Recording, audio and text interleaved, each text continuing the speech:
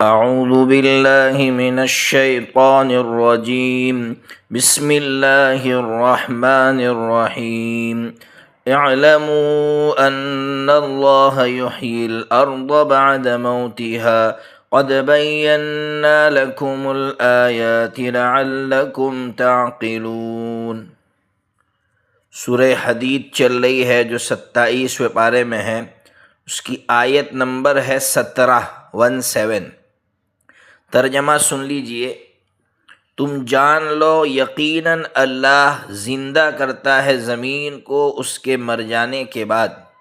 یقیناً ہم نے تمہارے لیے نشانیاں کھول کھول کر رکھ دی تاکہ تم سمجھو۔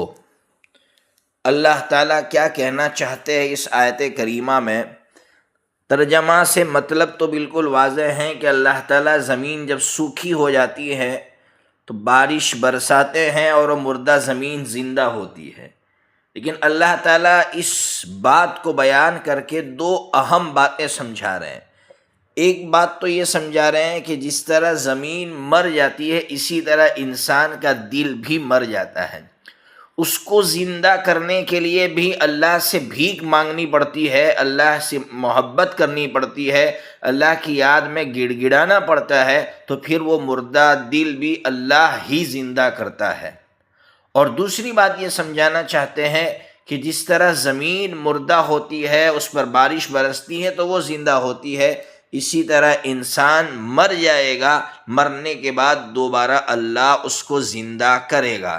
جو رب مردہ زمین کو زندہ کر سکتا ہے وہ رب انسانوں کو مارنے کے بعد دوبارہ زندہ کر سکتا ہے۔ تو اللہ تعالیٰ نے ایک آیت میں دو باتیں سمجھا دی۔ اب اگلی جو آیت ہے آیت نمبر 18، وہ سن لیجئے۔ ان المصدقین والمصدقات واقرضوا اللہ قرضا حسنا یضاعف لهم ولهم اجر کریم۔ یقیناً وہ مرد جو صدقہ دیتے ہیں اور وہ عورتیں جو صدقہ دیتی ہیں اور وہ لوگ جو اللہ کو اچھا قرض دیتے ہیں ان کے لیے دگنا کر دیا جائے گا اور ان کے لیے بہت عزت والا اجر ہے۔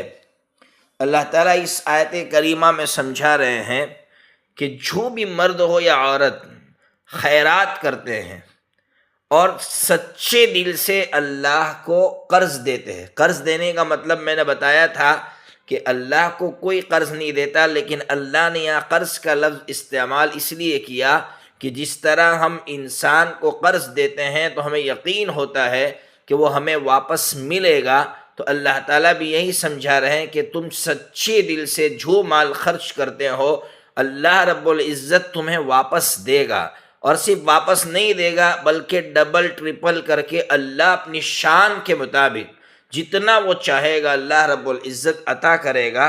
اور آگے تو اللہ نے کہہ دیا کہ ان تمام لوگوں کے لیے عزت والا اجر ہے۔ اللہ اکبر۔ ایک انسان دنیا میں محنت کرے اور پھر اس کو اس کی محنت کا صلہ ملے لیکن عزت والا نہ ملے تو انسان سمجھتا ہے کہ اس میں میری توہین ہوئی ہے اور میری محنت بیکار گئی ہے۔ اللہ فرما رہے ہیں کہ ان کو اجر ملے گا، ان کو صلہ ملے گا اور وہ بھی عزت والا ملے گا۔ اللہ اکبر۔ اب اگلی آیت دیکھیے۔ والذین آمنوا باللہ ورسلہ اولئک هم الصدیقون والشہداء عند ربهم لهم اجرهم ونورهم والذین کفروا وکذبوا بآیاتنا اولئک اصحاب الجحیم۔ یہ ہے آیت نمبر 19۔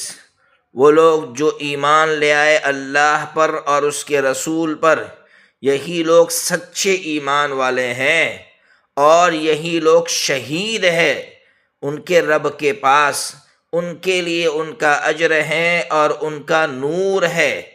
اور وہ لوگ جنہوں نے کفر کیا اور ہماری آیتوں کو جھٹلایا یہ تمام جہنم والے ہیں۔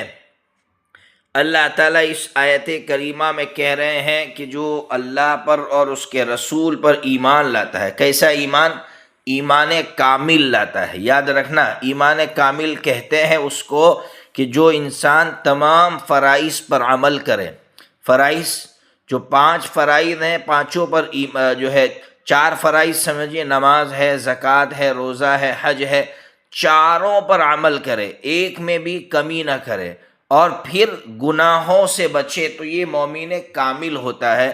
تو مومن کامل جو ہوتا ہے اس کے اندر اللہ 2 چیزیں پیدا کرتے، ایک وہ صدیق بن جاتا ہے، اور نمبر 2 وہ اللہ کی نظر میں شہید کا مقام پاتا ہے۔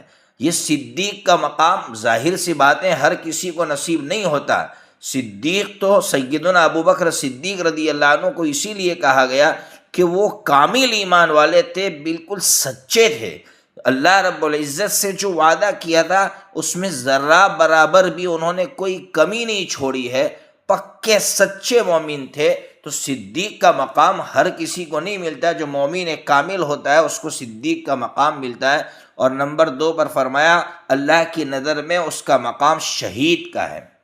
اس لیے اگر ہمیں بھی صدیق اور شہید کا مقام پانا ہے تو ایمان کامل اپنانا ہوگا۔ میں نے ایمان کامل کا مطلب بتلا دیا کہ فرائض پر عمل کرنا ہے اور گناہوں سے بچنا ہے۔ بہت آسان ہے، فرائض پر عمل کرو اور جو ہے گناہوں سے اپنے آپ کو بچاؤ۔ اللہ رب العزت نے جن چیزوں سے روکا ان چیزوں سے رک جائے تو وہ مومن کامل بن جاتا ہے۔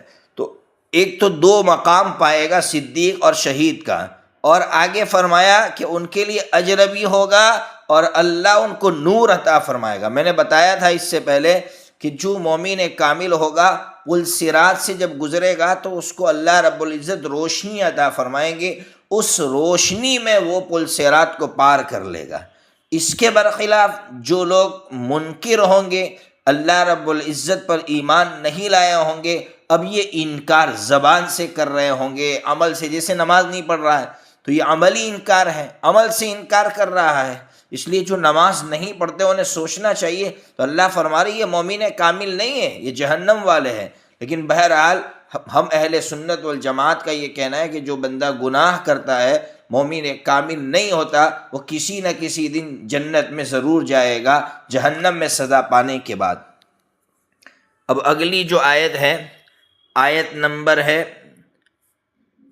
یہ آیت نمبر جو آپ کے سامنے پیش کی تھی یہ 19 تھی۔ بہرحال تو یہ سورہ حدید جو آپ کے سامنے تھی وہ آپ کے سامنے رکھ دی۔ اللہ تبارک و تعالیٰ سے دعا فرمائے کہ اللہ تبارک و تعالیٰ قرآن مجید کو سمجھنے کی ہمیں توفیق عطا فرمائے۔ ایک آیت اور پڑھ لیتے ہیں تو چونکہ ابھی وقت اور باقی ہے۔ اعلموا انما الحیات الدنیا لعب ولهو وزینة وتفاخر بینکم وتکاثر فی الاموال والاولاد۔ تم جان لو یقیناً دنیاوی زندگی کھیل اور تماشا ہے اور زینت کی چیز ہے، اور آپس میں بڑائیاں مارنے کی چیز ہے، اور مال اور اولاد میں بڑھوتری کی چیز ہے۔ پھر آگے دنیا کو سمجھایا ہے کمثل غیث اعجب الکفار نباته ثم یہیج فتراہ مصفرا ثم یکون حطاما وفی الآخرة عذاب شدید ومغفرة من اللہ ورضوان وما الحیاة الدنیا الا متاع الغرور۔ اس بادل کی طرح جس نے کسان کو خوش کر دیا، کسان کو اس کی کھیتی نے خوش کر دیا، پھر وہ کھیتی خشک ہو جاتی ہے تو اس کو پیلا دیکھتا ہے، پھر وہ چورا چورا ہو جاتی ہے، اور آخرت میں سخت عذاب ہے، اور اللہ کی طرف سے مغفرت ہے اور خوشنودی ہے، اور دنیاوی زندگی نہیں ہے مگر صرف دھوکے کا سامان۔ اللہ رب العزت سمجھا رہے ہیں کہ یہ جو دنیا کی زندگی ہے یہ آیت نمبر جو ہے 19 ہے، اور اس کے بعد آیت نمبر 20 ہے۔ میں نے اس سے پہلے آپ کو بتایا کہ یہ آیت نمبر وہ غلط ہو گئی تھی۔ بہرحال تو اللہ تعالیٰ سمجھا رہے ہیں کہ دنیاوی زندگی جو ہے نا اس کی مثال ایسی ہے کہ ایک خشک زمین ہو، اس پر بارش برسے تو جو کسان ہوتا ہے وہ بارش برسنے کے بعد جب اس کی پیداوار زمین سے نکلتی ہے تو بہت خوش ہو جاتا ہے، لیکن پھر کیا ہوتا ہے، کچھ دنوں کے بعد آپ دیکھتے ہیں کہ وہ سوکھ جاتی ہے، پیلی پڑ جاتی ہے، پھر اس پر جانور چلتے ہیں تو چورا چورا ہو جاتی ہے۔ وہی چیز جو کل اس کو خوش کر رہی تھی آج چورا چورا ہو گئی۔ اللہ فرما رہے کہ دنیا کی مثال بھی ایسی ہے، آج آپ کو خوش کر رہی ہے لیکن ایک وقت آئے گا یہی دنیا تمہارے لیے وبال بن جائے گی۔ آج بہت سے ایسے قصے سن رہے ہیں کہ اتنے پیسے والے ہیں کہ انہوں نے پیسے نہیں سنبھال سکے، اس کی پریشانی میں آ کر انہوں نے خودکشی کی ہے۔ ابھی ایک ڈاکٹر کا قصہ شاید کرناٹکا کا یا کسی جگہ کا سنا کہ اتنے پیسے تھے اور اتنے ورکر تھے کہ وہ سنبھال نہیں پایا اور اس نے خودکشی کر لی۔ تو یہ دنیاوی زندگی کی حالت ہے۔ پھر آگے اللہ تعالیٰ نے فرمایا آخرت میں تمہارے لیے دو آپشن ہے، یا تو دردناک سخت عذاب ہے یا اللہ کی طرف سے مغفرت اور اللہ کی خوشنودی ہے۔ اب تمہیں دونوں میں سے جو چیز حاصل کرنا ہو حاصل کرو، یعنی دنیاوی زندگی کے پیچھے پڑو گے تو سخت عذاب ہے، اور دنیاوی زندگی کے ساتھ آخرت کی طرف دوڑو گے تو پھر اللہ کی طرف سے مغفرت اور خوشنودی ہے۔ اللہ تبارک و تعالی ہمیں بھی قرآن مجید سے سچا عشق عطا فرمائے۔